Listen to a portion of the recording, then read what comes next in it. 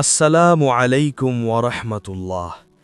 পৃথিবীর বুকে এমন একটি সম্পর্ক রয়েছে যার কোনো স্বার্থ নেই, কোনো শর্ত নেই, আর সেই সম্পর্কটি হল মায়ের সাথে সন্তানের সম্পর্ক।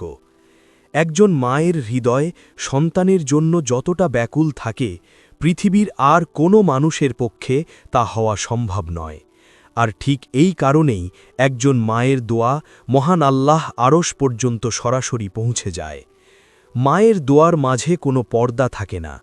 আজ আমরা জানব মায়ের দোয়া কেন এত শক্তিশালী এবং কেন একজন সন্তানের জীবনের সফলতার মূল চাবিকাঠি লুকিয়ে আছে তার মায়ের হাতের তালুতে। পৃথিবীতে যখন একটি সন্তান জন্ম নেয়, তখন একজন মা মৃত্যুর সমতুল্য কষ্ট সহ্য করেন। নিজের শরীরের রক্ত বিন্দু বিন্দু করে দিয়ে তিনি সন্তানকে তিলে তিলে বড় করে তোলেন। সন্তানের সামান্য কষ্টে মায়ের হৃদয় কেঁদে ওঠে।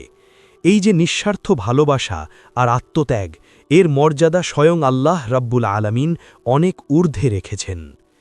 রসূল সাল্লাল্লাহু আলাইহি ওয়াসাল্লামের হাদিস অনুযায়ী আমরা জানতে পারি, ৩ ব্যক্তির দোয়া আল্লাহর কাছে বিনা বাধায় কবুল হয়ে যায়, যার মধ্যে অন্যতম হল সন্তানের জন্য পিতামাতার দোয়া। একজন মা যখন গভীর রাতে তাহাজ্জুদের জায়নামাজে দাঁড়িয়ে চোখের পানি ফেলে তার সন্তানের জন্য দোয়া করেন, তখন সেই অশ্রুর ফোঁটা মাটিতে পড়ার আগেই মহান আল্লাহ তা কবুল করে নেন।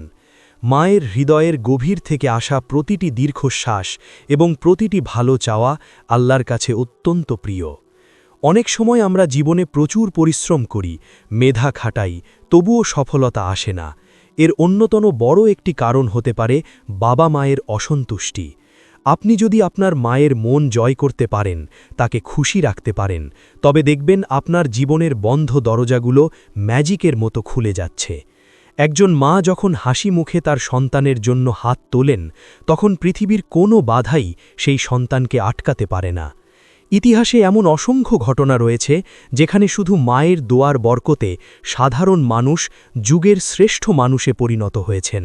বায়েজিদ বোস্তামি, আব্দুল কাদির জিলানির মতো মহান ব্যক্তিরা তাদের মায়ের দোয়ার কারণেই আজীবন মানুষের হৃদয়ে অমর হয়ে আছেন। তারা জানতেন মায়ের পায়ের নিচে জান্নাত। তারা একনিষ্ঠভাবে তাদের মায়ের সেবা করেছেন। কিন্তু অত্যন্ত আফসোসের বিষয় হল, বর্তমান সমাজে আমরা অনেকেই আমাদের বাবা মায়ের কদর করতে ভুলে গেছি। সামান্য দুনিয়াবী স্বার্থের জন্য, স্বামী স্ত্রীর কলহের জেরে অথবা কর্মব্যস্ততার অজুহাতে আমরা আমাদের মায়েদের দূরে সরিয়ে দিচ্ছি। যে মা নিজের সব সুখ বিসর্জন দিয়ে আমাদের বড় করেছেন, আজ বৃদ্ধ বয়সে তারা বৃদ্ধাশ্রমে বা ঘরের এক অন্ধকার কোণে একাকী দিন পার করছেন।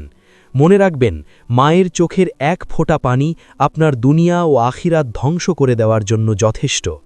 রসূল সাল্লাল্লাহু আলাইহি ওয়াসাল্লামের হাদিস অনুযায়ী, যে ব্যক্তি তার পিতামাতাকে বৃদ্ধ অবস্থায় পেল অথচ তাদের সেবা করে জান্নাত অর্জন করতে পারল না, তার চেয়ে হতভাগা আর কেউ নেই। তাই আসুন আজ থেকেই আমরা আমাদের মায়েদের মূল্যায়ন করতে শুরু করি।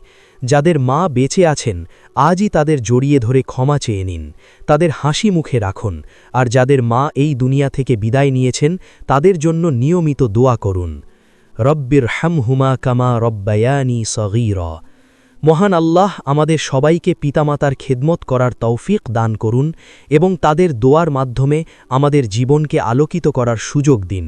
ইনশাআল্লাহ আমরা আমাদের মায়েদের চোখের মণি হয়ে থাকব এবং তাদের সন্তুষ্টির মাধ্যমে আল্লাহর সন্তুষ্টি অর্জন করব। আসসালামু আলাইকুম ওয়া রাহমাতুল্লাহ।